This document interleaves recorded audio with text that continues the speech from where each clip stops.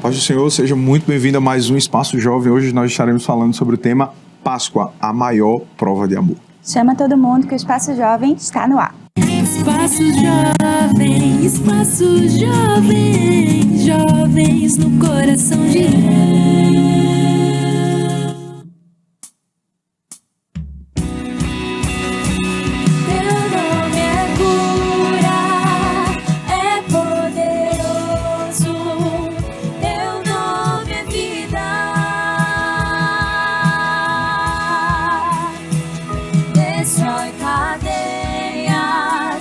Dissipa as trevas, incendiar.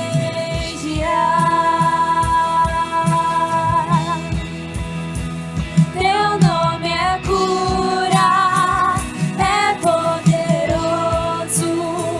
Teu nome é vida. Destrói cadeias, dissipa as trevas.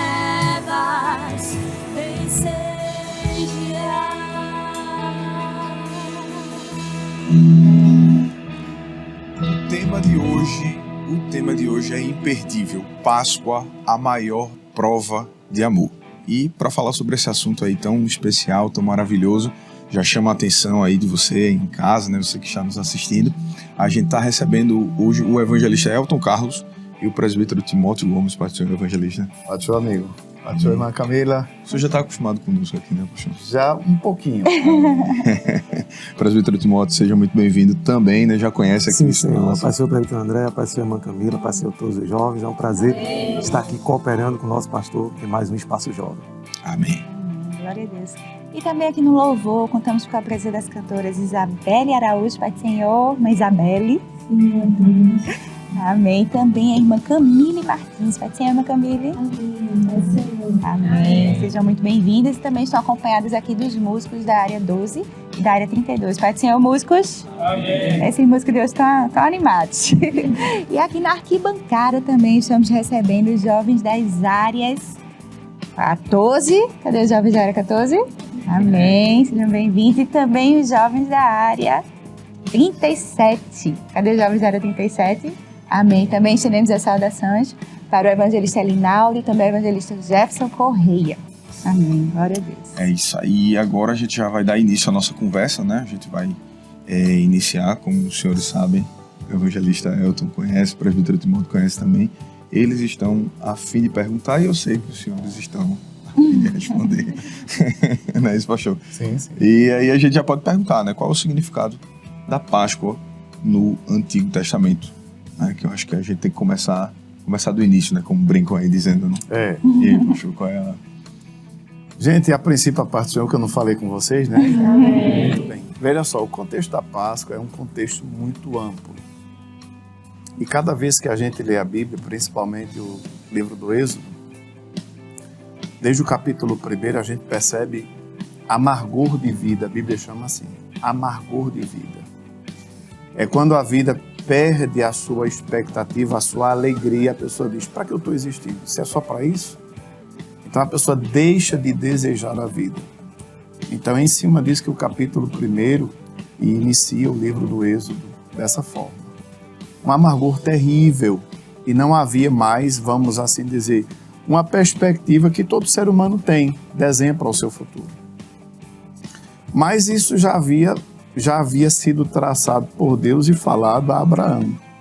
Só que a celebração da Páscoa, como ela é estabelecida no capítulo 12 do livro do Êxodo, tem todo um contexto.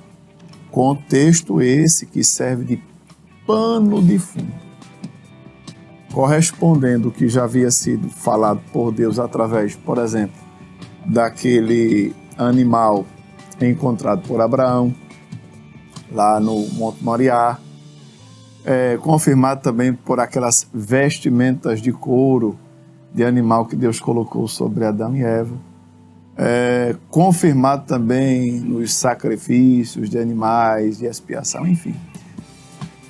A Páscoa, ela é estabelecida por Deus, criada por Deus, para um contexto de celebração. E é lindo essa celebração de fé. Primeiro, Primeira Páscoa foi celebrada com fé. Nós vamos sair sem ter ainda saído. Nós cremos na intervenção divina. É lindo. A Bíblia diz, o justo viverá pela fé. E se ele recuar, minha alma não tem prazer nele.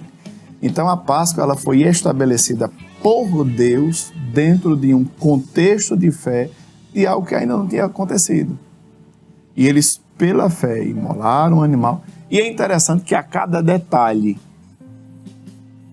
é por isso que tudo para Deus tem que ser com excelência. Escutem isso, tudo para Deus tem que ser com excelência.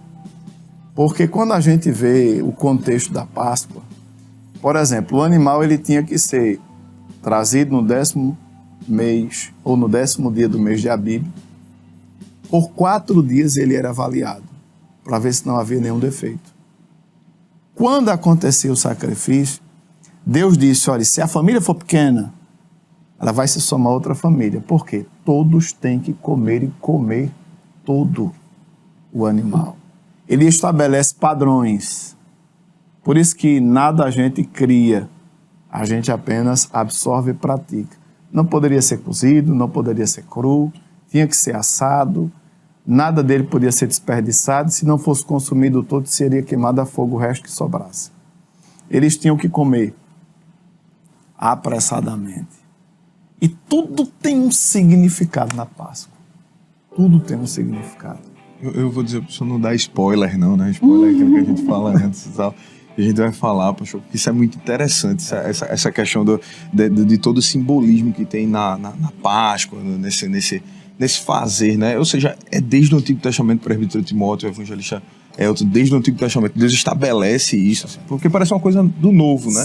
Para quem está assistindo a gente aí e tal, talvez nunca tenha ouvido falar do tema, da ideia, né? E não é uma coisa só do Novo Testamento, né? É interessante, pegando um gancho na fala do evangelista Elton, que a primeira Páscoa foi celebrada há cerca de 3.500 anos atrás. Então isso é um fato interessante a ser trazido.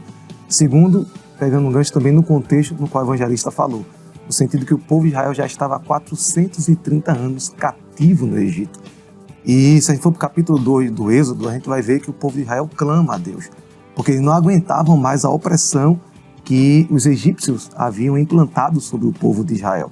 Então, diante desse cenário, Deus, como sempre intervém na história para socorrer os seus filhos, isso sempre aconteceu e sempre vai acontecer, porque Deus nunca nos deixa só, né? Deus levanta Moisés com este propósito.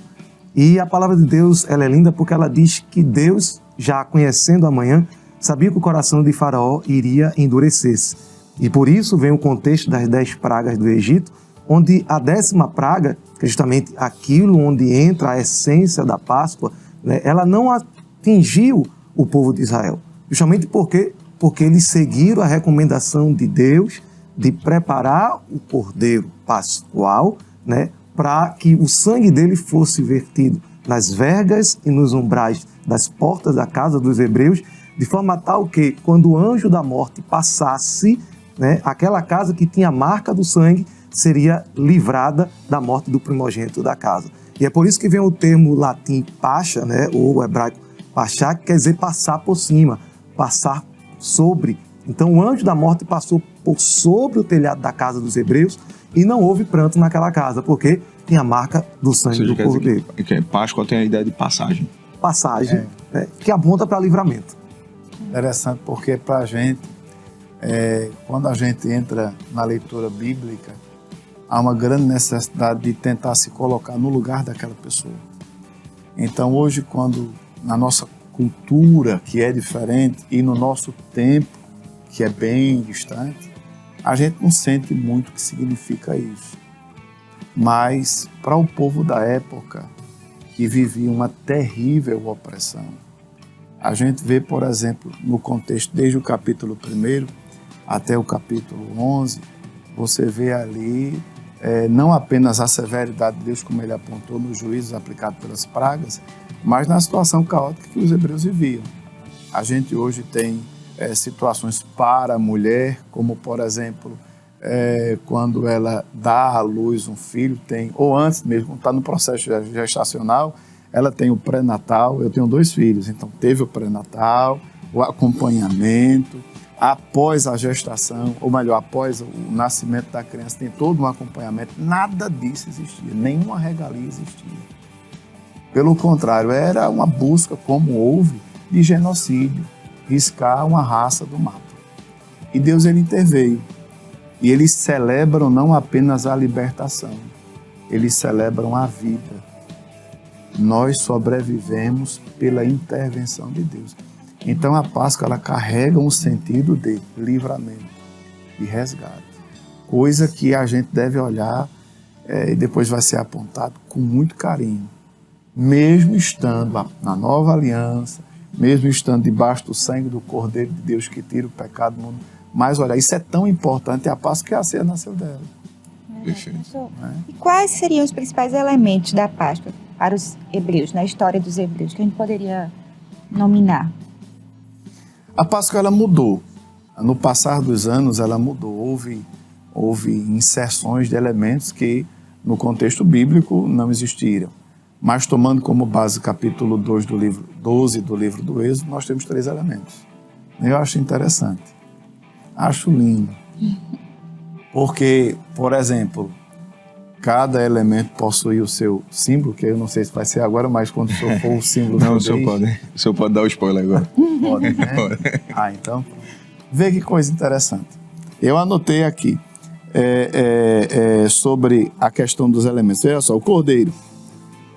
O cordeiro devia ser macho, sem defeito. Podia ser um cordeiro ou um cabrito, que não tivesse mácula nenhuma. Isso aponta para Cristo. Não é interessante? Cordeiro sem defeito. Hebreus fala isso. Carta aos Hebreus, capítulo 10, do versículo 10 ao versículo 12, fala que os sacerdotes antigamente apresentavam todos os dias sacrifícios que, diz a versão nova, a versão transformadora, não podiam perdoar pecados. Mas Jesus apresentou uma só vez. E foi tão aceito que ele está sentado à direita de Deus. Glória a Deus. Então, sacrifício perfeito. Aí vem outra situação, que é o do sangue. Né? O sangue, por exemplo. E é interessante porque todo sangue é vermelho. Não é? Então, se não fosse um ato de fé e reverência, como nosso companheiro aqui falou, eles podiam colocar um sangue de bode, ou melhor, um sangue de cachorro, um sangue de galinha, um sangue de qualquer outro animal. Só que o anjo, ou melhor, a sentença da morte, o anjo da morte que passaria, se não fosse o ato de fé do cordeiro macho, sem defeito, a morte entraria. Mas não estava com sangue, mas não era o sangue do cordeiro. Então não é qualquer sangue, é o sangue do cordeiro. Não dá para só pintar de vermelho. Não, pode colocar tinta, sangue de galinha, sangue de cachorro, entrar do mesmo jeito, morria do mesmo jeito. Então é aquela questão, eu sou a porta, disse Jesus. Eu sou o caminho. Glória a Deus. Né? Louvado seja Deus por isso. Aí vem, por exemplo, pães asmos, é interessante, 2 simbolismos tem o pão.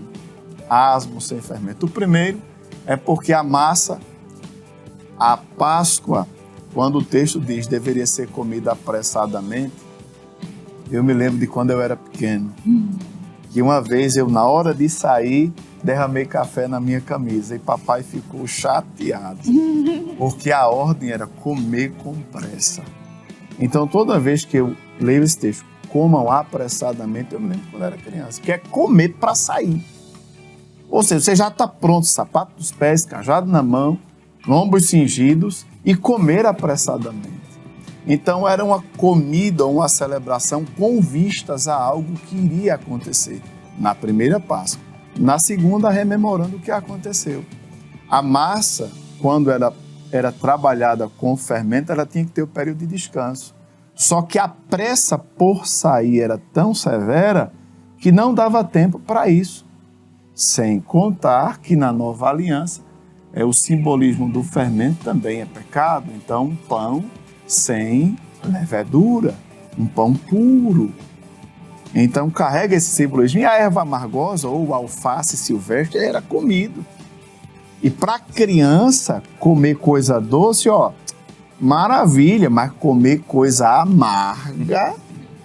Aí o texto diz, os filhos iriam perguntar, por que isso? Por que do amargor? Eles não reclamariam da carne, não reclamariam do pão, mas do alface ou da erva amargosa, sim.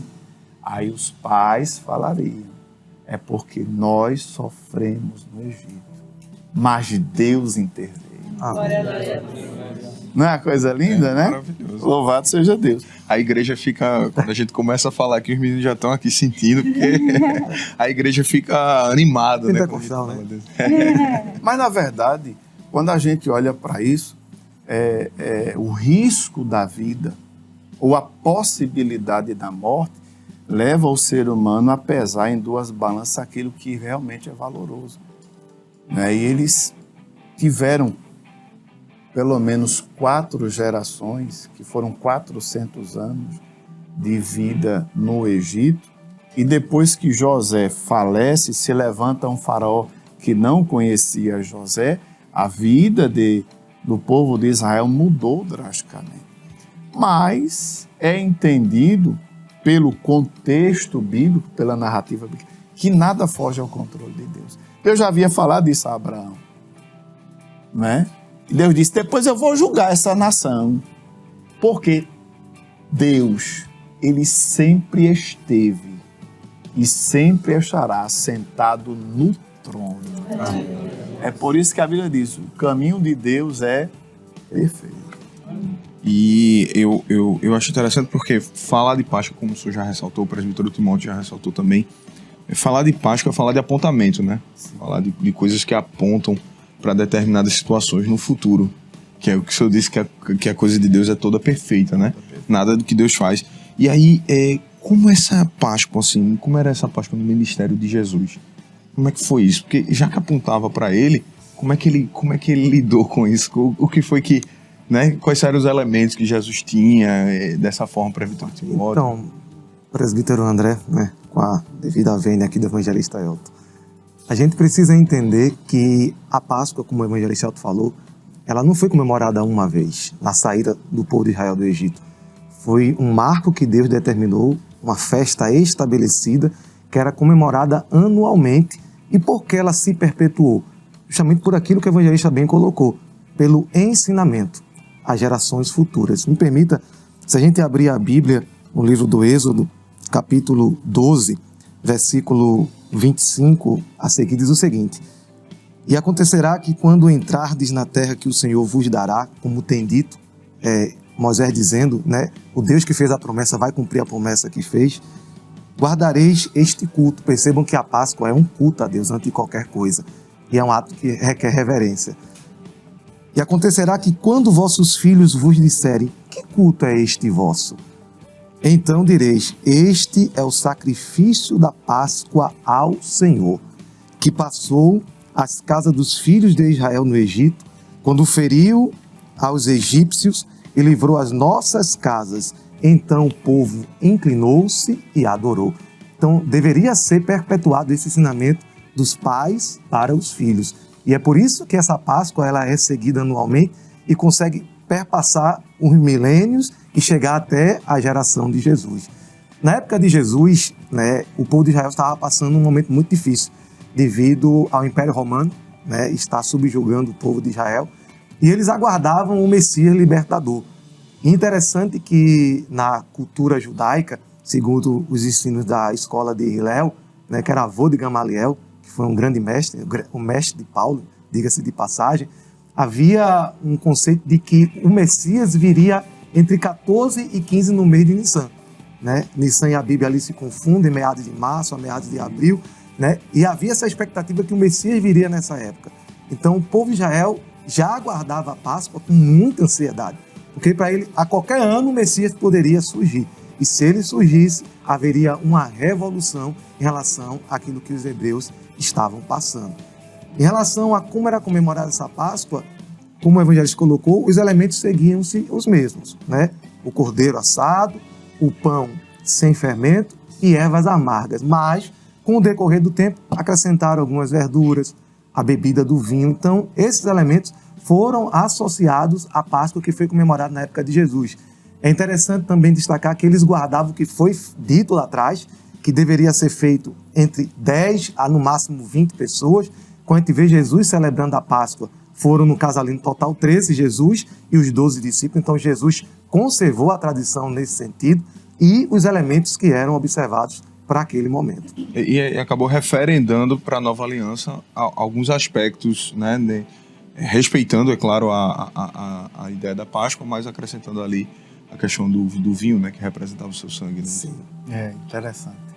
Interessante o nascimento. É por isso que a ceia, o nosso pastor, presidente, ele vela muito que cada congregação, o culto de Santa Ceia seja uma festa, onde toda a congregação, cada crente, ele se esforce ao máximo, nem que chegue depois do trabalho, de 8h30, não deu para chegar antes, cheguei já perto, vá, filho, porque é a celebração da festa. Nós estamos celebrando. O quê? O pão permanece, mas Jesus tira, e é interessante, vê que coisa interessante. Marcos 14:12. Eu anotei esse texto aqui e eu gostaria de lê-lo.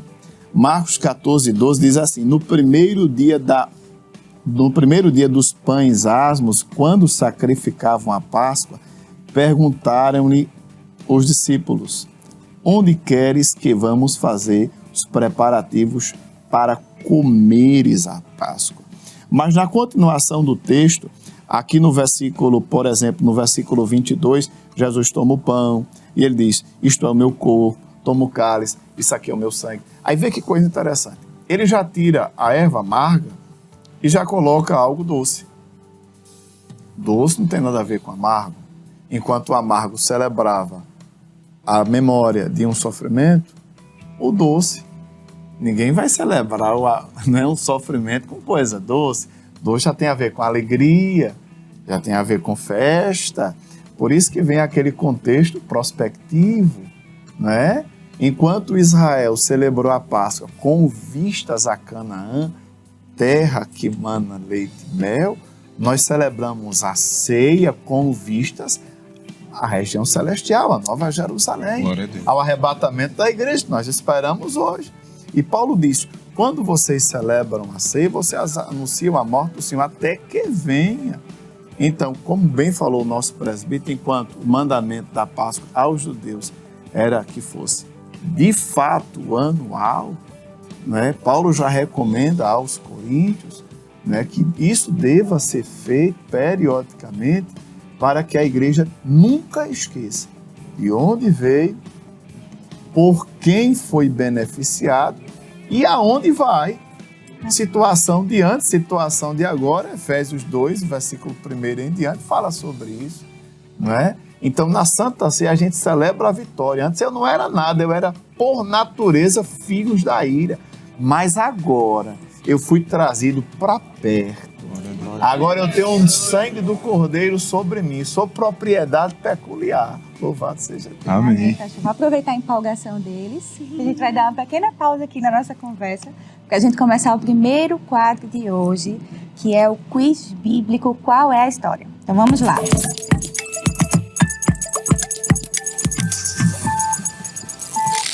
E neste quadro nós vamos dizer algumas dicas e eles vão ter que descobrir qual é a história que a gente está fazendo referência com essas dicas. Vamos ver se vocês aí de casa vão responder primeiro que eles. Vamos lá? Tela 1. Aconteceu quando Israel estava dividido em 2 reinos separados. Israel a norte e Judá a sul. Já sabem que história é essa? Querem uma segunda dica? Tem gente que já está muito afiado aqui, já sabe responder bem rápido. Tela 2. Certa vez os moabitas e amonitas se aliaram contra o povo de Deus. O líder do povo proclamou um jejum por todo o país e orou fervorosamente a Deus por socorro. E aí? Quer responder já ou quer a tela 3? Em uma certa manhã, o líder do povo de Deus enviou músicos à frente do exército para louvarem a Deus. Então, Deus causou divisão entre os inimigos que se mataram uns aos outros. Qual é essa história? Seu nome? Diga seu nome? Cailane. Cailane. Mas Cailane já sabe desde a tela 1, mas pode falar. A Guerra de Josafá. E aí, concordam? Fazem coro de fundo, né? Muito bem. A Guerra de Josafá, segundo o livro das Crônicas, capítulo 20, 2 ao 4. Muito bem. Um pontinho aí para a área 14. Vamos para a área 37, para ver se estão afiados assim também. Tela 1. Aconteceu no tempo de Herodes, rei da Judéia, quando um sacerdote recebeu a visita de um anjo. Sabem qual é essa história? Querem a tela 2? Querem, né? O anjo anunciou que a esposa daquele sacerdote lhe daria um filho, que seria cheio do Espírito Santo, e naquele momento até o nome da criança foi revelado. Já sabem? Já sabem. Pega aí o microfone, passa aí. Mas quer ter a convicção da tela 3? Quer? Nunca é demais, né? Incrédulo, ele questionou o anjo e por causa disto ficou mudo até que a profecia se cumprisse. Qual é essa história? De quem é essa história? Meu nome é Noemi e a resposta é o nascimento de João Batista. Muito bem, Noemi, acertou. Um pontinho para a área 37, agora está empatado. E agora vamos ver quem é que responde mais rápido. Quem souber, levanta a mão, sem briga, todos na paz, tá certo? Vamos lá. Tela 1. Aconteceu no período em que Roma dominava sobre Israel. Veja que coisa, dica assim. Já sabem qual é essa história? Tela 2, né? Se tem, né? Foi realizada por culpa dos judeus, mas executado pelos romanos. Tô igual o senhor. Assim, ó. Mas tem a 3, né? Vamos fazer uso. Agora, levanta a mão, não fala, tá bom? Pega o microfone aí. Neste dia, o sol se escureceu. Diz teu nome, de quem é essa história? Jefferson, a crucificação de Jesus. Certeza. Convicção. Não tem programa mais apropriado, né? Tema mais apropriado, né? Tela com a resposta, a crucificação de Jesus. Mateus 26, 27. 2 pontinhos aí para a área 14, mas ainda tem o segundo bloco, vocês vão recuperar. É isso aí, agora a gente vai para um rápido intervalo, mas antes disso a gente vai de louvor com a cantora Camille Martins, então sai daí não, porque você já sabe que é rápido, no instante a gente volta, fica aí com a gente.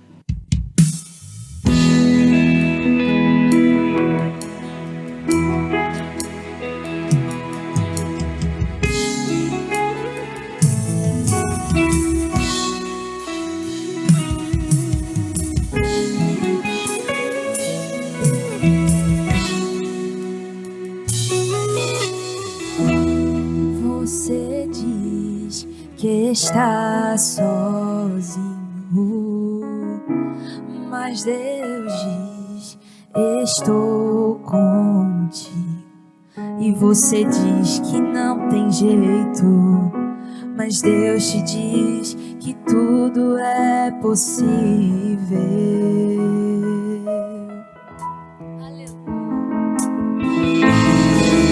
Você diz eu não posso, você diz eu não aguento, diz meus sonhos estão perdidos e o que passou não volta mais, mas Deus está dizendo, eu ainda realizo os sonhos. Volte a sonhar, volte a sonhar, Deus ainda realiza sonhos. Aleluia! Você diz eu não posso, você diz eu não aguento, diz meus sonhos estão perdidos e o que passou não volta mais, mas Deus está dizendo, eu ainda realizo os sonhos. Aleluia! Volte a sonhar, se por um tempo a dor te fez parar,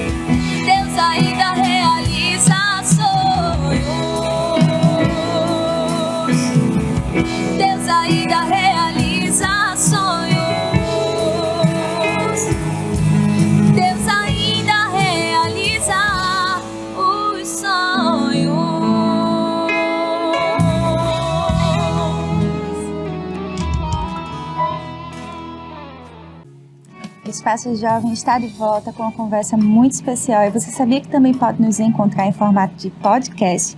Assine agora o RBC Oficial nas melhores plataformas digitais. E hoje nós estamos conversando sobre um tema muito bom, que é Páscoa, a maior prova de amor. E para falar desse assunto, estamos recebendo o evangelista Elton Carlos e o presbítero Timóteo Gomes. E já voltando à nossa conversa, nós temos uma pergunta aqui por Robert Luca, da área 14. Vai ser o irmão Robert? Amém. Pode fazer sua pergunta. A minha pergunta é: como relacionar a Páscoa dos Hebreus com o amor de Deus e a redenção de Cristo na cruz? Pastor? Transfiro aí a pergunta. Irmão Robert, né? Veja só, o amor de Deus, ele se dá da seguinte forma. O ser humano, ele gosta muito de receber presente. Quem não gosta, né? E geralmente a gente faz um link da importância do presente com o significado dele, com a dificuldade que ele proporcionou para o doador chegar à pessoa doada e as razões daquele pano de fundo. Deus, ele não doa alguma coisa, ele se dá. Jesus, ele disse assim: eu dou a minha vida. Ninguém tira de mim. Eu tenho poder para dar e tenho poder para tornar a tomá-la. Quando a gente olha a Páscoa, a gente vê uma doação que foi prenunciada por símbolos no Antigo Testamento, por situações, principalmente na Páscoa, Cordeiro Pascual, que João Batista atesta aí, eis o Cordeiro de Deus que tira o pecado. E o amor de Deus está aí, na Páscoa, em tirar Israel do jugo da servidão e dar-lhe por promessa, sob juramento, terra que mana leite e mel. Mas, na ceia, esse contexto ele sai de sombras, como Paulo falou aos Colossenses, e vai para a sua aplicação exata. A morte de Cristo veio para romper o véu e nos dá o direito de herança na eternidade com Deus. Então não é apenas o livramento da morte eterna, mas uma dádiva imensurável e incalculável. Corpo transformado, não tem mais velhice, livramento da morte eterna, não existe mais a condição da minha natureza me enganar e nem de Satanás me tentar, e para sempre estaremos com o Senhor. Amém. Então a revelação do amor de Deus é essa: eu vou lhe dar nome, vou lhe dar herança e você vai estar junto de mim. Amém. Glória a Deus. Tem maior prova do que essa? Tem, não. E, pastor presbítero Timóteo, a gente falando de Páscoa, falando disso tudo, a Páscoa remete muito também à ressurreição de Jesus. Na realidade, talvez seja um dos principais símbolos, um dos principais acontecimentos dela ali. E existe todo um questionamento também em relação a essa ressurreição e tudo mais. O que a gente poderia... Quais são as principais teses, assim, né, sobre a... Deixa ele falar, depois eu falo. Orientado pelo evangelista. Irmão André, presbítero André, jovens, irmã Camila, querido telespectador. Existem algumas teorias sobre a ressurreição de Jesus, o questionamento dessa ressurreição. Isso é algo bastante debatido, como o presbítero André colocou. Uma delas fala sobre a teoria do desmaio. Alguns atestam que Jesus, na verdade, ele desmaiou na cruz e quando foi sepultado, ele tornou a consciência dentro do túmulo. Só que a gente consegue destruir cabalmente essa teoria, tendo em vista que João, capítulo 19, versículo 32, se não me falha a memória, registra que Jesus, quando ele entregou o seu espírito, como disse o evangelista Elton, ele deu a vida dele, entregou ao Pai o espírito. Havia um costume entre os romanos de traspassar, furar o corpo daquele que estava sendo crucificado para verificar, era como se fosse o atestado de óbito da época. Então, Jesus teve o seu lado furado e ali saiu sangue e água, atestando que de fato ele havia ido a óbito. Logo, é impossível alguém que morreu estar desmaiado, porque o desmaio é somente a ausência da consciência e a morte é a ausência da vida em si. Então, a gente pode já derrubar essa teoria do desmaio diante do próprio relato, não somente bíblico, mas também histórico. É bom destacar isso, né? Que a história comprova isso que a Bíblia, ela relata. Existe uma segunda teoria, que é a teoria do roubo do corpo de Jesus, né? Alguns dizem que o corpo de Jesus foi roubado pelos seus discípulos. Porém, é uma teoria que também cai por terra, porque quando Jesus foi sepultado, né, o Império Romano decretou a guarda, né, do túmulo de Jesus, reforçando ali com soldados romanos prontamente preparados para aquilo, e colocaram uma pedra extremamente pesada. Alguns dizem que pesava em torno de 2 toneladas, chegam a dizer isso. Então, era improvável que esse corpo fosse roubado, até porque, se fosse roubado, os soldados seriam punidos, e punidos com pena de morte, que era o que acontecia dentro da prática romana. Então, eu posso, pelo menos, mencionar 2 dessas teorias, deixar demais aí para o nobre evangelista Elton. Vê que coisa interessante. Quando a gente vê isso aí, porque tudo na Bíblia nada foi escrito por acaso. E o que nós precisamos saber escrito está. Cada vírgula, cada ponto tem a sua razão óbvia. Vê só.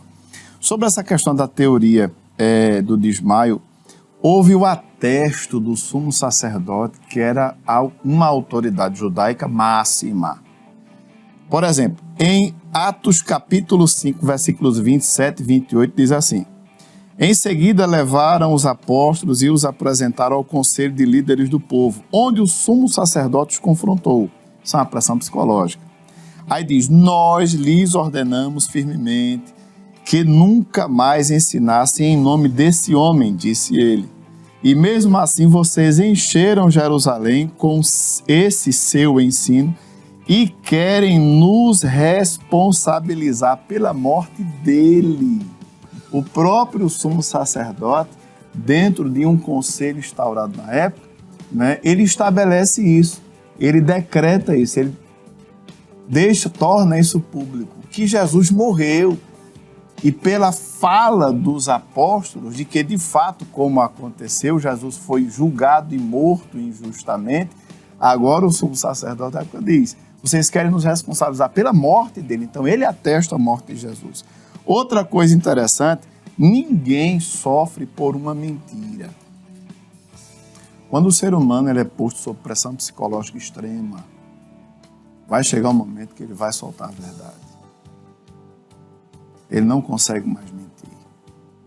E é interessante que na história do cristianismo, tanto o relato histórico bíblico, como o desenrolar da história extra-bíblica, né, a ressurreição de Jesus foi algo sempre confirmado. Por exemplo, veja que coisa interessante aqui. Atos 21, 13, Paulo diz: então ele respondeu: que fazeis, quebrantando-me o coração? Porque estou pronto não só para ser preso, mas também para morrer em Jerusalém, pelo nome do Senhor. É interessante também, Atos 15, 26, a Bíblia diz aqui, homens que têm exposto a vida pelo nome de nosso Senhor Jesus. Isso aqui foi no concílio de Jerusalém. Atos 5, 41. Quando os apóstolos saíram da reunião do conselho, estavam alegres por terem havido, Deus os havia considerado dignos de sofrer humilhação pelo nome de Jesus. Esses homens que quando Jesus ressuscitou, estavam enclausurados no cenáculo com medo dos judeus. Jesus ainda não havia se manifestado. Eles estavam cerrados, como diz a versão Almeida Corrigida, no cenáculo, com medo de serem mortos. Quando Jesus ressuscita, Tomé não estava presente. Ele disse: se eu não tocar, eu não creio. 8 dias certinho, estava cenáculo fechado. Jesus diz: Pai seja convosco. É por isso que a gente sempre diz: Pai, Senhor. Né? Pai seja convosco. Tomé, vem cá, toca nas minhas mãos, põe o teu dedo aqui. Meu Senhor e meu Deus, porque tu viste, porque tu tocaste. É interessante porque Jesus morreu e foi prova testemunhal. Os soldados, o centurião que estava lá quando viu a terra tremer, o sol escurecer, eles verdadeiramente este era. Ele não disse este é. Quando ele diz este era, ele já deu como fato consumado a morte de Jesus. Quando os soldados não quebraram as pernas de Jesus, apenas furaram do lado, porque viram que ele já estava morto. Então houve a confirmação do sumo sacerdote, a confirmação do centurião, a confirmação dos soldados, a confirmação dos próprios discípulos que, sob tortura, diziam: eu não posso mentir, eu estou falando a verdade. Ele morreu e ele ressuscitou. Amém. Glória a Deus. É só para constar, né, ministro, que, por exemplo, o Evangelho de Lucas, assim como os evangelhos de uma maneira geral, eles funcionam como prova histórica. Eles são um documento histórico. Sim. Né? E digno de validação, como o senhor bem falou, a baixa após a morte de Jesus de desistência foi 0%. Né? 0%. Ninguém, excetuando-se Judas, né? Mas o restante, todo mundo permaneceu. E todo mundo foi até a morte por causa disso. Pedro, o apóstolo Paulo, que o senhor bem leu aí, ele disse: eu estou pronto a ir até a morte, de fato fez. Né? Então todos eles. Era muito fácil, né? Porque ele foi uma prova viva do Jesus ressurreto. Perfeito. Entendeu? Como o Evangelho colocou, ninguém vai defender uma causa se você não tiver convicção que aquela causa é verdadeira, né? Que vale a pena morrer por ela. E existe uma terceira teoria, que é a teoria da ressurreição espiritual de Jesus, que essa em si, por si só, já cai por terra diante das testemunhas oculares que viram. O Evangelho falou aqui de Tomé, que tocou Jesus. Toca aqui, Tomé. Vê aqui os furos nas minhas mãos, toca aqui do lado. Jesus comeu após ter ressuscitado. Jesus apareceu na praia. Eu acho lindo, porque Jesus marcou um encontro com Pedro ali no mar de Tiberíades, no mar da Galileia, e não foi o Jesus, né, que estava morto lá na tumba, foi o Jesus que estava ressuscitado. Disse: Pedro, vem cá, tu me abandonasse lá, né, no monte, mas eu quero te dizer que eu vim aqui para marcar um encontro contigo e estou vivo. E somente vivo conversa, somente vivo tem sentimento, só vem vivo ele se relaciona. Então Jesus está vivo e vivo para todo sempre. E ele manifestou essa sua ressurreição, não foi só para os discípulos, foram mais de 500 testemunhas que puderam dizer: não, eu vi, ele é real. Por que não falar dos discípulos no caminho de Emaús? Né? O Jesus vivo disse: olha, vem cá que eu vou ensinar vocês o que foi que diziam os profetas. E eles disseram: não ardia o teu coração não quando ele falava não. Então veja que Jesus, ele ressuscitou e Israel está aí. Né? O túmulo está lá vazio. Se a gente for para outros túmulos de outros líderes religiosos, né, está lá: aqui jaz fulano de tal. Mas lá não está. Ele não está aqui. Ele já ressuscitou. Amém? A teoria da alucinação que ele falou agora é interessante, porque se a pessoa, mesmo que não fosse crente em ver, mas seria crente em tocar. Os discípulos do caminho de Emaús, eles entenderam que é o Senhor quando ele estava dando graça e partindo o pão. Então, se não cresce na visão que estavam vendo e dissesse assim: será que eu estou ouvindo a alucinação? Mas o pão partido testemunhava. Alguém partiu esse pão. Quando Jesus chegou aos discípulos, assim: tem vós aí pão ou peixe? Né? E a Bíblia diz que ele comeu. Comeu mel, né? Quem quer mais amargo, né? Ele comeu favo de mel, pegou o pão e disse: aí, ó. Então, quando ele desapareceu, mas estava lá a comida, né, com a mordidinha do mestre, né? Então, não tem como dizer que foi alucinação, não, porque a própria matéria testemunhava que ela foi tocada, que ela foi mexida. Ou seja, se você quiser ser muito racional, mas muito racional mesmo, vá pela eliminação. Junte todos os contras e elimine todos os contras que você vai precisar eliminar pelos argumentos que foram apresentados aqui. Só vai restar uma possibilidade: ele ressuscitou. Amém. Glória a Deus. Ele ressuscitou. Glória a Deus. Glória a Deus. E diante disso, pastor, os cristãos devem celebrar a Páscoa? É uma pergunta quase que retórica, né? É interessante porque a Páscoa, para nós, ela tem um contexto de, vamos assim dizer, importante no sentido de que a ceia nasceu da Páscoa. Para o cristão, o mandamento é o que Jesus fez e ordenou que se fizesse. Então a gente vê, por exemplo, Mateus 26, que Marcos 14, né, quando Jesus estava celebrando a Páscoa, ele instaura a ceia e diz: façam. E Paulo, aos Coríntios 11, ele diz: todas as vezes que comeis esse pão e bebeis esse cálice, anunciais a morte. Então não existe mandamento para o cristão celebrar a Páscoa como os judeus celebram, embora que a gente tenha muito respeito, porque existe todo um embasamento histórico e fundamentado na Páscoa é que nasceu a ceia. Como bem o senhor e o prefeito Timóteo falaram, veio de lá, né? Veio de lá. Não há motivo nenhum para rechaçar. Agora, a gente não vai observar da mesma Da forma que é feito, ritualística, né? E Paulo que nos Coríntios diz, Cristo é a nossa Páscoa. Cristo né? é a nossa Páscoa. Então a gente celebra. Aí dá até para perguntar a forma como que a gente deveria. A gente faz menção, a gente lembra, a gente fala, ainda que a gente celebre de maneira diferente, digamos assim. É porque é o seguinte, Prefeito André, como o evangelista Ailton colocou lá atrás, no primeiro bloco, tudo no Antigo Testamento é um tipo que apontava para Cristo. Então ele falou, exemplo, da questão do sacrifício de Isaac lá no Monte Moriá, da serpente que foi erguida no deserto por Moisés. Então Cristo é um antítopo, né, daquilo que era o tipo dele lá no Antigo Testamento. E a Páscoa de igual forma. Né? A Páscoa era já um apontamento futuro daquilo que Cristo estaria implantando no ato da celebração da Santa Ceia, que, diga-se de passagem, eu acho lindo, Mateus, né, quando é uma das coisas que Jesus deixa claro para a gente, no céu vai ter ceia. Né? Porque se fazer isso em memória de mim até aquele dia em que eu farei de novo convosco, não mais na terra, agora no reino de meu Pai. Eu não sei o que é que vai ter no céu, mas vai ter ceia. Né? E Jesus vai estar celebrando junto com a gente. Eu acho que antes da gente partir para a próxima pergunta, né, para o quadro que vai vir daqui a pouco, mas é bom, acho que, destacar isso aí. É definitivamente os símbolos da Páscoa e agora no nosso contexto da ceia do Senhor não perpassam por símbolos de mercado, não é isso? E aí eu preciso citar, né, claro, para quem está assistindo a gente, ovos de chocolate, né, de Páscoa não, ovos de chocolate, coelho, cenoura, Peixe, né? e etc. Né? Existe uma situação, veja como a gente vai entender bem isso aí.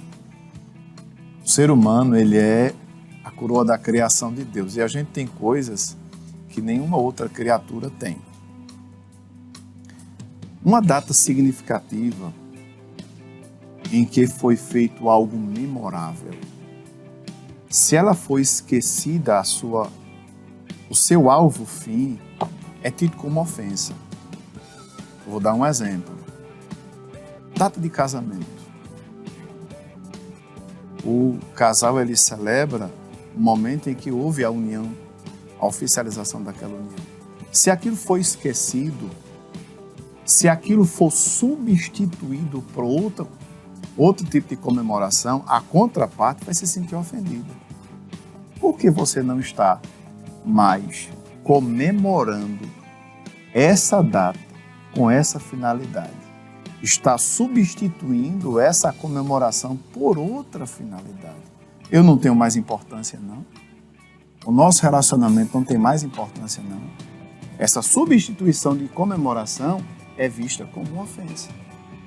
Por exemplo, meu filho, quando aniversaria, minha filha, quando aniversaria, se eu não disser hoje é o dia do seu aniversário, e comemorar de modo diferente, substituindo, não é adicionando, é substituindo, aquilo vai ser visto como uma ofensa.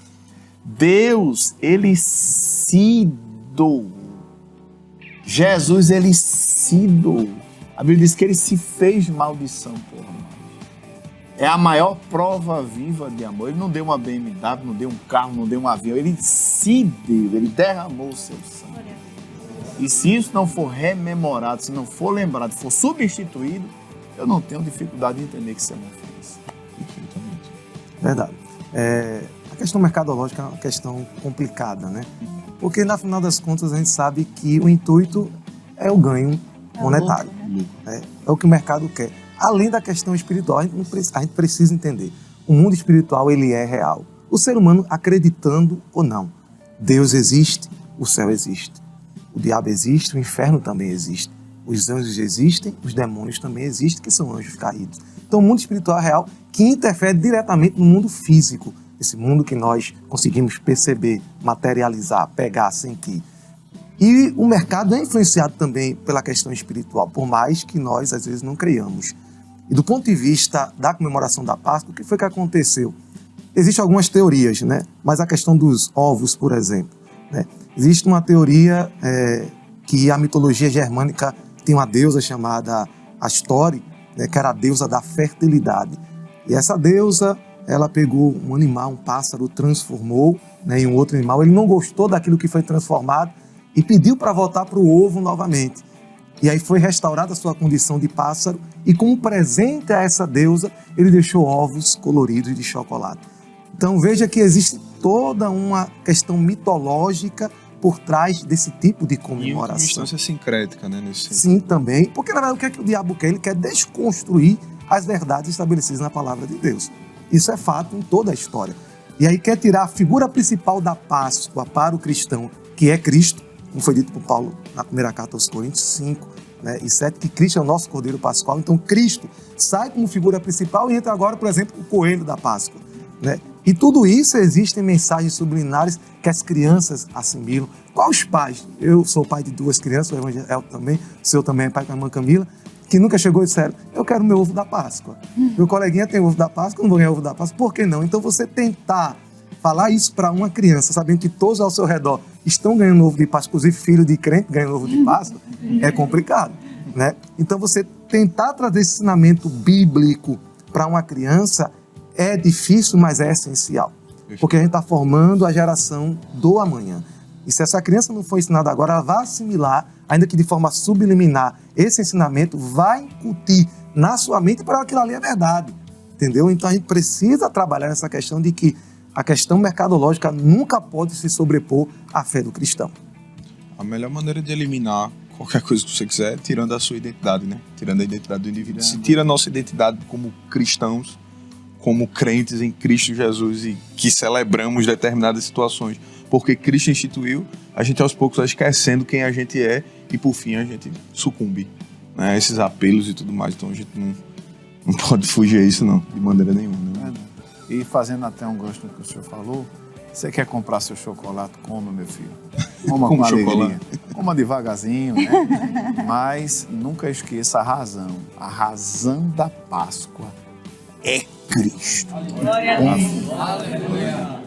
Amém. Nunca vai ser o chocolate, vai ser o sangue. Vai ser o sangue. Amém. E a gente vai para mais uma pausazinha só para a gente passar para o quadro agora, porque eles estão aqui agoniados, porque tá 2-1 a situação. Eles querem empatar ou vencer, fazer alguma coisa aqui. E a gente vai para o quiz bíblico de interação bíblica no Zap. Nós vamos lá?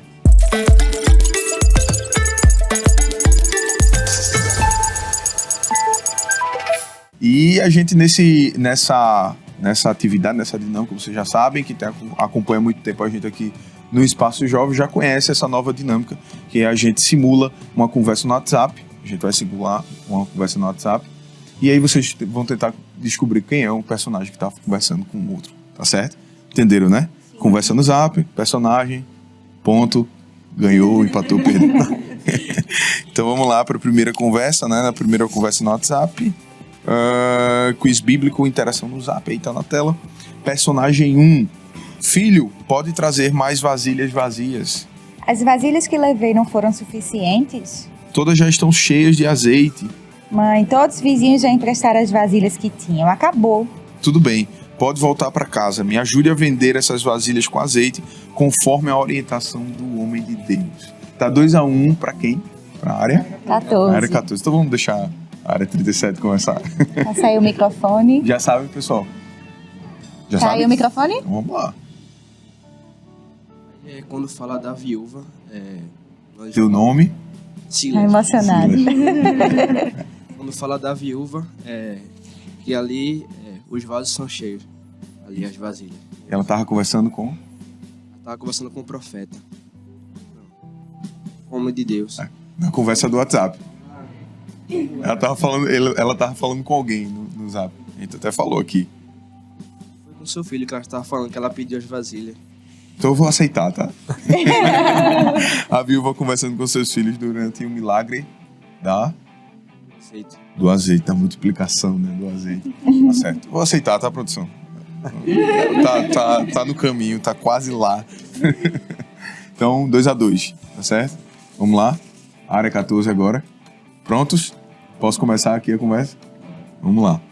Olá, bom dia. Vou enviar o nosso cardápio. Por gentileza, compartilhe com seus amigos. Olá, amigo. Peço que nos permita a liberdade de escolher outros alimentos. Como assim?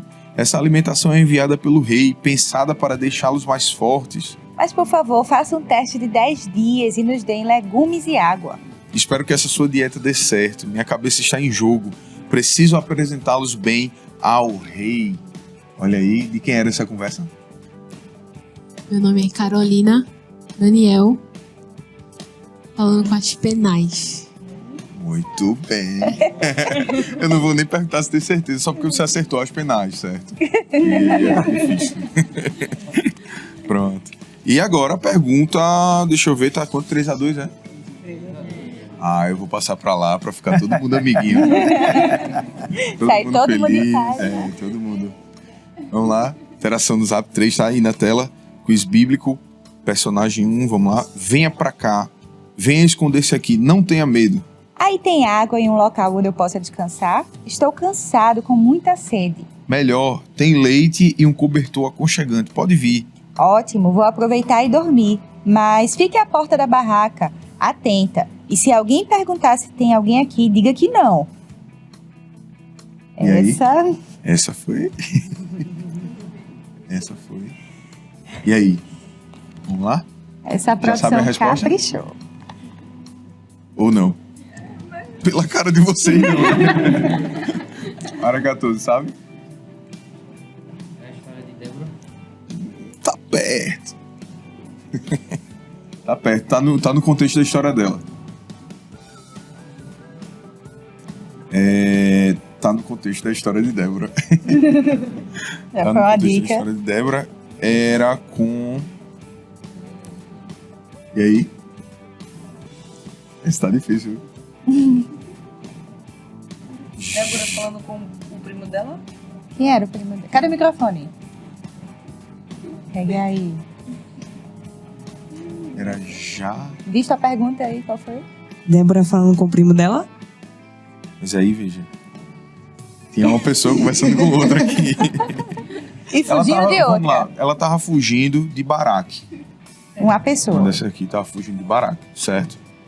E aí, ele entrou na tenda. Disseram que tinha leite lá, tava tudo bem. História.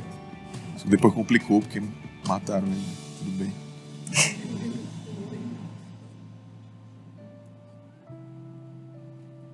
E aí? Vai lá, diga. Dá uma dica melhor. Olha, uma das pessoas aqui era... Eu vou ter que entregar uma parte, tá, gente? Não fique chateado não, tá? Císera. Uma das pessoas era Císera aqui. Uma pessoa conversando com Císera enquanto fugia de... Baraque. Císera tava fugindo de Baraque. Ela tava conversando com... Já... Misericórdia. Mas tem alguém pensando, tá na Eu vou Bíblia responder, mesmo. eu vou ganhar um ponto. Tá em Juízes 4, 1 ou 24, né? A história é Jael conversando com Císera quando ele fugia de Baraque. Alexandre, tá na Bíblia mesmo. Tá na Bíblia. Terminou quanto? 2-2. 3-2.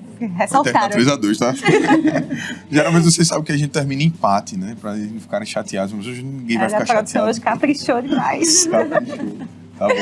E 3-2 a gente só faz só entre a gente aqui. Ninguém perdeu, nem ganhou nada, não.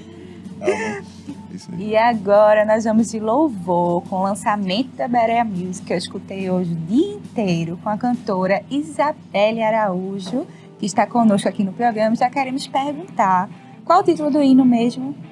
No que consiste esse amor? O que consiste esse amor? Elaborado. Como é que tá as expectativas diante desse louvor? Um louvor autoral, né? Fale aí pra gente um pouquinho desse louvor.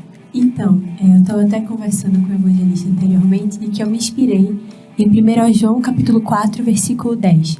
É nisto que consiste o amor, não que nós tenhamos amado a Deus, mas que Ele nos amou e enviou seu Filho como sacrifício para o perdão dos nossos pecados. E eu me inspirei nesse amor maravilhoso, nesse amor que nos purificou, nos limpou, nos trouxe a redenção. E nesse Deus, nesse Jesus, que sofreu, morreu, mas ressuscitou e está vivo. E nos ama e se entregou por amor a nós. E foi isso que eu me inspirei para compor esse louvor. Primeiro hino é Isabela Você tá Autoral, assim. Sim, lançando sim, mas eu já tenho outras composições. Existem outras composições, sim. Tem umas coisas. Né? Sim. Amém. Então vamos escutar um louvor agora com a cantora Isabelle Araújo e Adore Conosco. Amém.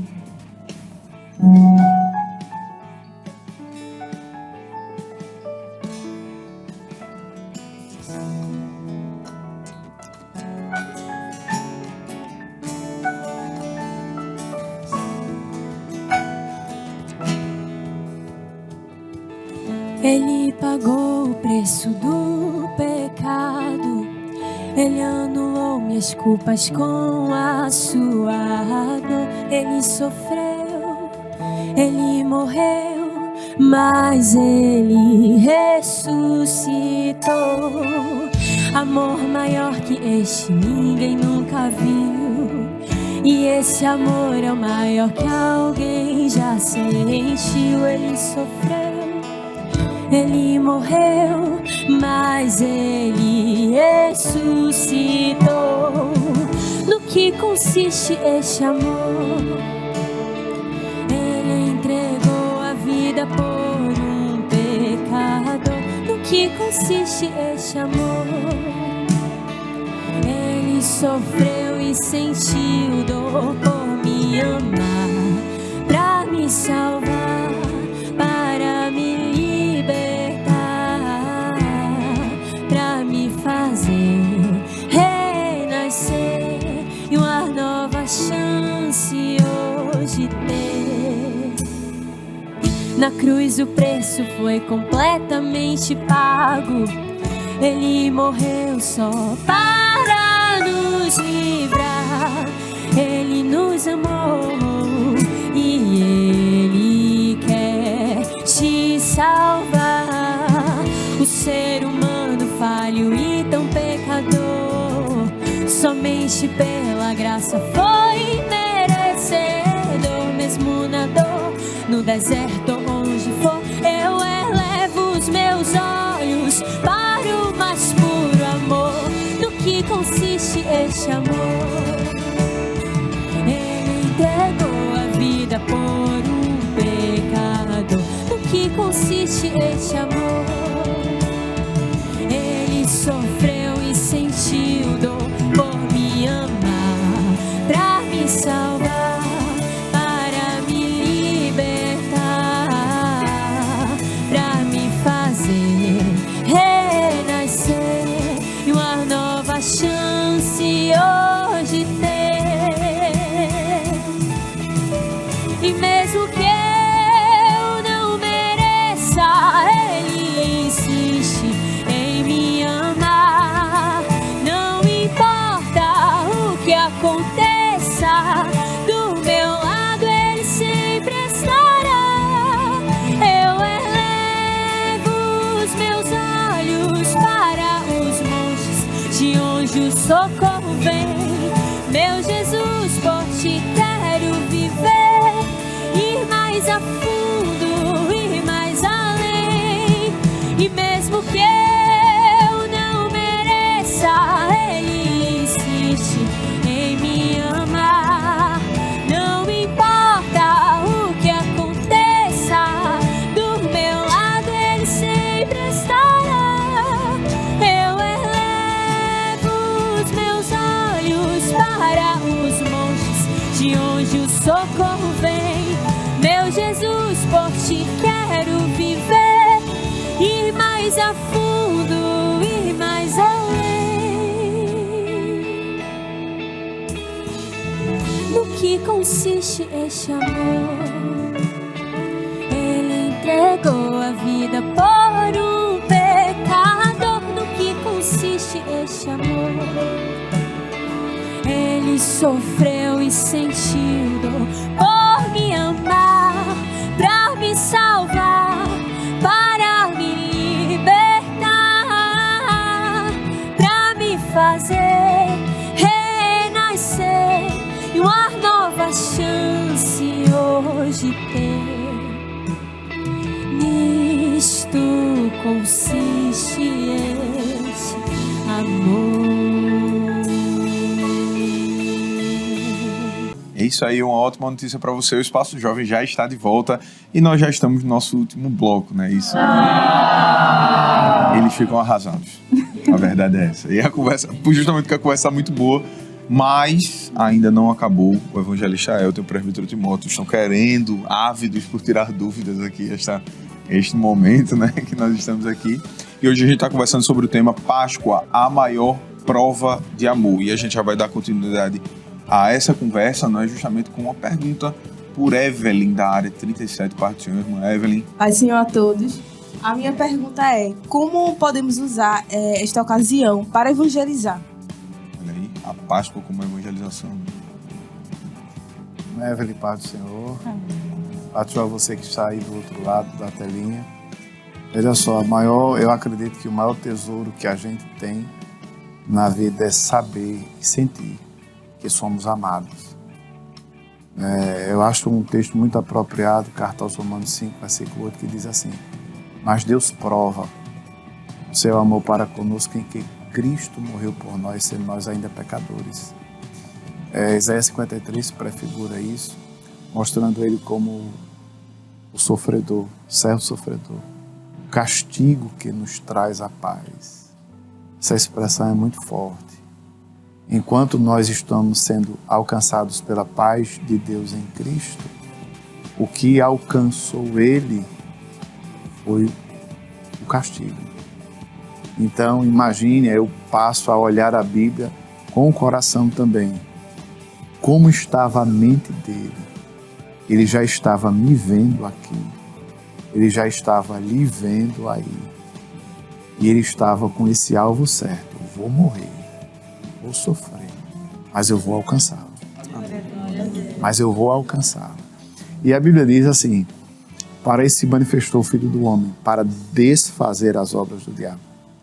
Há também uma coisa muito interessante na Páscoa, que pelo sofrimento dele ele estava desmantelando toda a ação do diabo contra a minha vida e contra a sua vida. Então, onde abundou o pecado, superabundou a graça. Aí eu gosto de fazer uma comparação, me permita dizer, muito pequena, mas é como se fosse assim: enquanto o pecado vem como um rio, cheio nas suas ribanceiras, o amor de Deus vem como um oceano, dizendo: filho, eu tenho mais, acima. Por isso que a Bíblia diz: os pensamentos de Deus são mais altos, os caminhos de Deus são melhores. Então a gente pode usar a Páscoa dessa forma. Ele não deu alguma coisa, ele se doou para nos alcançar. Glória a Deus.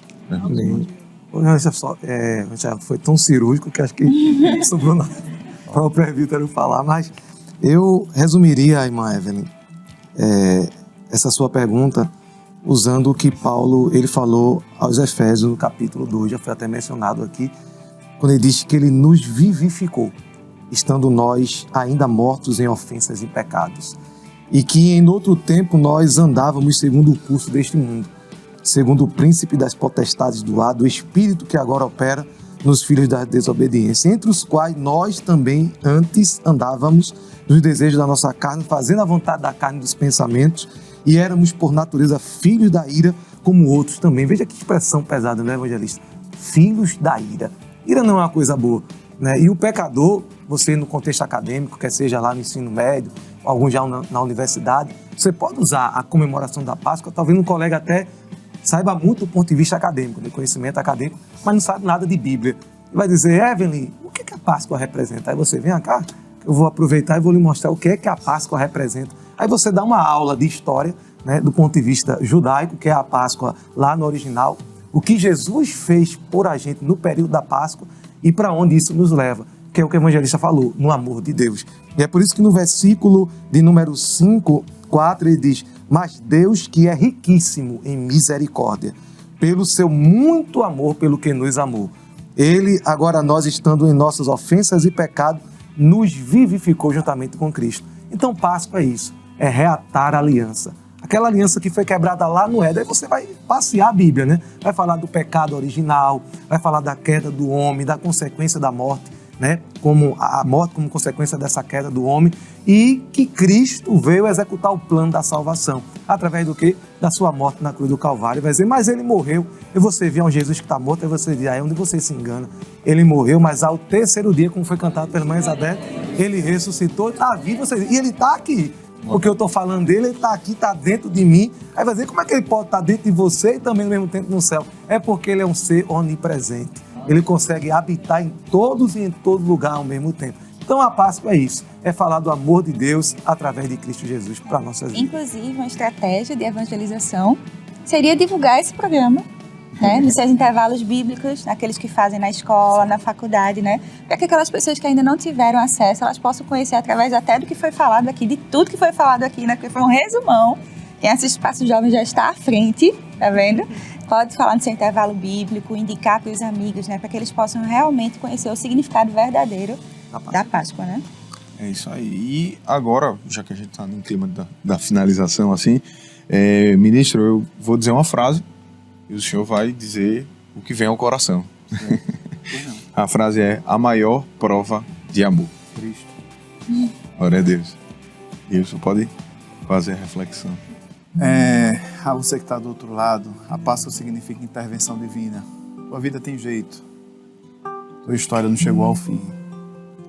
Deixa que o Cordeiro Pascual, que mudou a vida de muitas pessoas, manifestou-se lá atrás, com mão forte, com o braço estendido, dando uma nova história a Israel, que desceu a este mundo, tomando a forma humana, morreu e ressuscitou.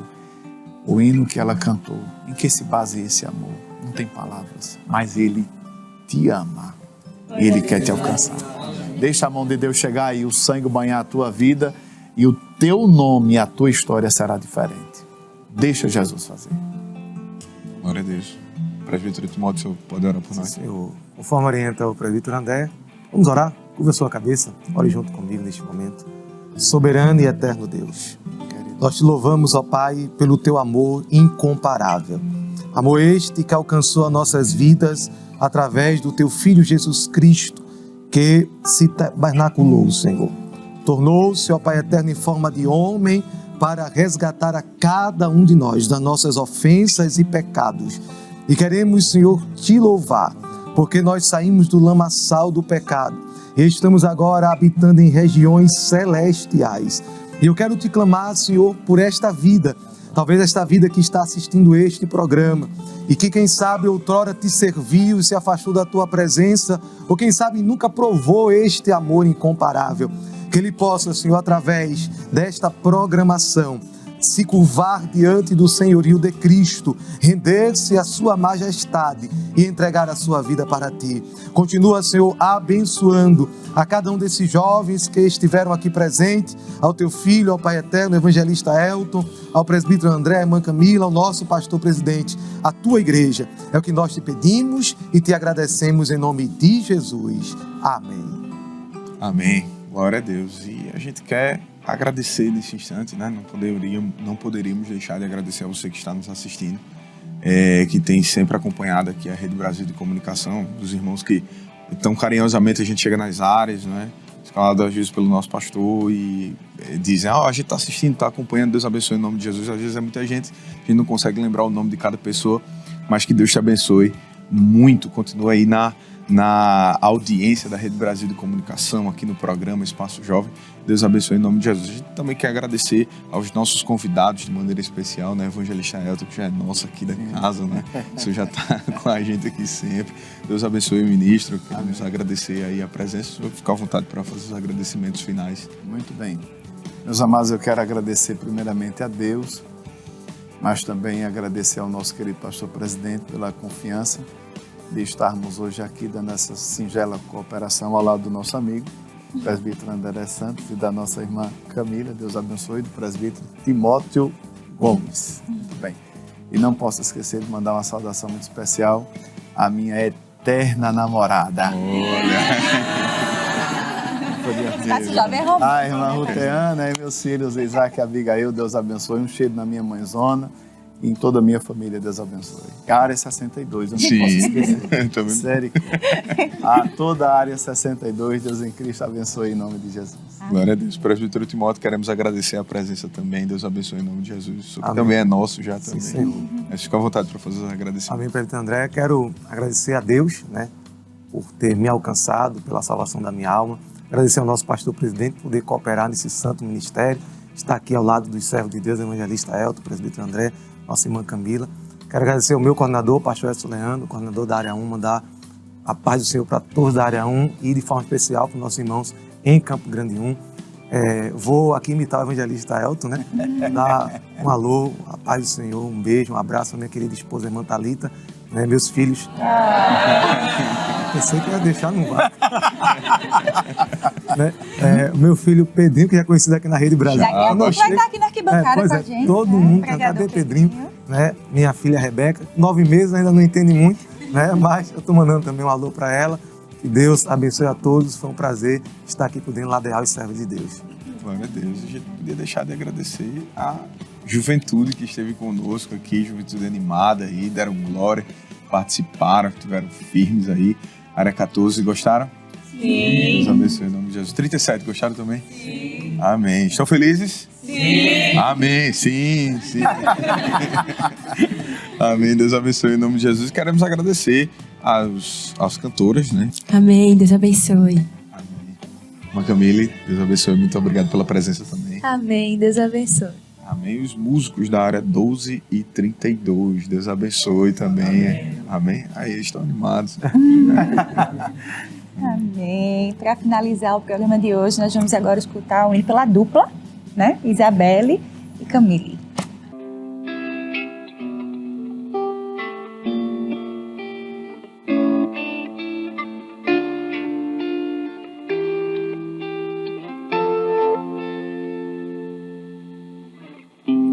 Provei e vi o que sua graça mudou em mim. Ele transformou todo o meu viver e hoje todos podem ver que tudo novo o Senhor fez. É isso que a graça pode fazer. Estou vivo pra contar a história de como eu venci. Foi sua misericórdia e o poder de seu sangue. Grato sou por ser livre, não foi pelo que fiz. Foi sua misericórdia e o poder de seu sangue.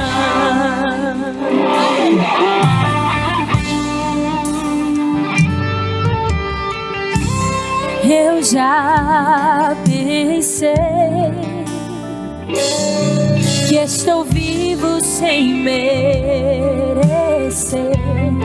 E nós não merecemos por tudo que falei, pelo que eu fiz, por escolhas que eu me arrependi. Eu não estaria aqui sem sua graça por mim. Estou vivo pra contar a história de como eu venci. Foi sua misericórdia e o poder de seu sangue. Grato sou por ser livre, não foi pelo que fiz. Foi sua misericórdia e o poder de seu sangue. Porque pela graça nós fomos salvos. Isso não vem de nós, é dom de Deus. Aleluia!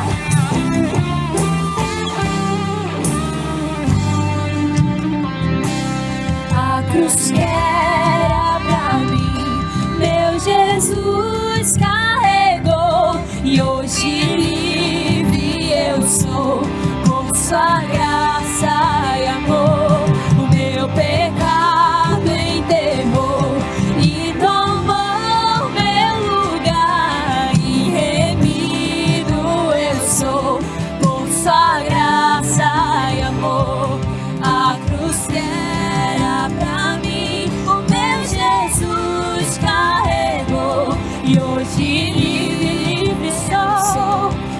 sua graça e amor, meu pecado enterrou e tomou meu lugar. E remido eu sou por sua graça e amor. Estou vivo pra contar a história de como eu venci.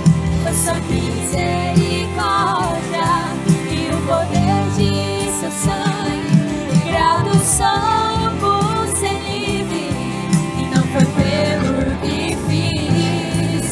Foi sua misericórdia e o poder de seu sangue. Foi sua misericórdia e o poder de seu sangue.